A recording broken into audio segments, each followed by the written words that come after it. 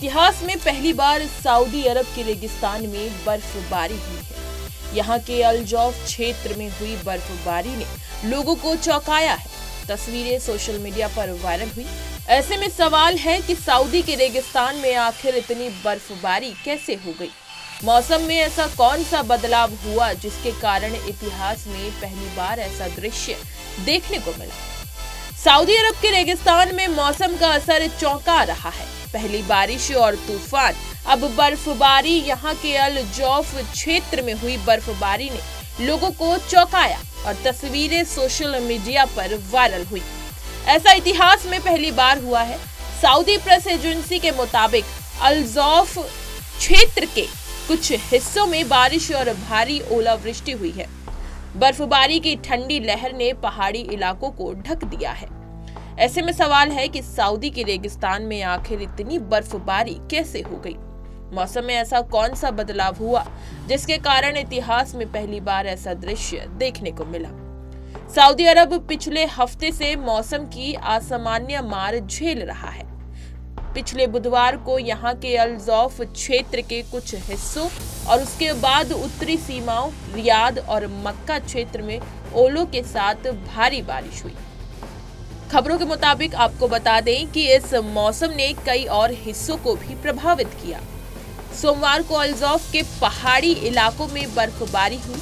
ये हालात ज्यादा चौंकाने वाले थे। सोशल मीडिया पर शेयर हुई तस्वीरों में ओले सड़कों और घाटियों में जमा होते दिख रहे हैं। ऐसा क्यों हुआ है, अब इसे समझ लेते हैं। संयुक्त अरब अमीरात के राष्ट्रीय मौसम विज्ञान केंद्र का कहना है कि इन हालातों के लिए अरब सागर से ओमान की तरफ फैला लो प्रेशर जिम्मेदार है। इस मौसम के पैटर्न ने नमी से भरी हवा को उस क्षेत्र में ला दिया है जहां आमतौर पर सूखापन होता है, जिससे पूरे सऊदी अरब और पड़ोसी संयुक्त अरब अमीरात में आंधी, ओलावृष्टि और बारिश हुई है। रिपोर्ट्स की माने तो उनके मुताबिक यूएई के राष्ट्रीय मौसम विज्ञान केंद्र का कहना है कि आने वाले दिनों में अल जौफ के अधिकांश हिस्सों में तूफान आ सकता है।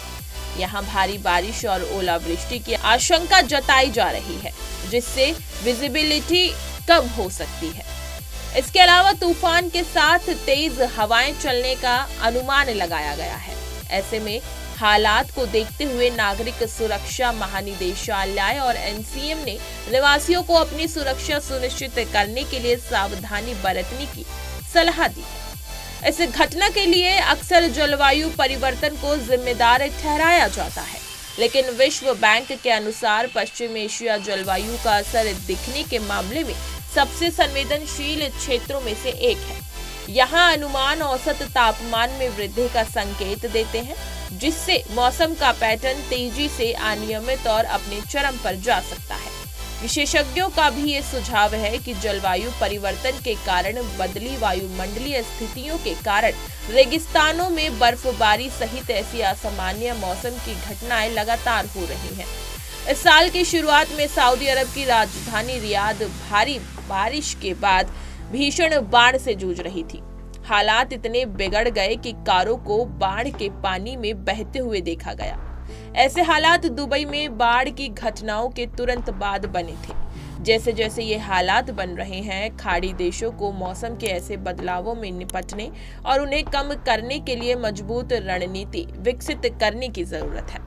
इसी तरह की तमाम खबरें और अन्य अपडेट्स के लिए बने रहिए हमारे साथ और देखते रहिए punjabkesari.com।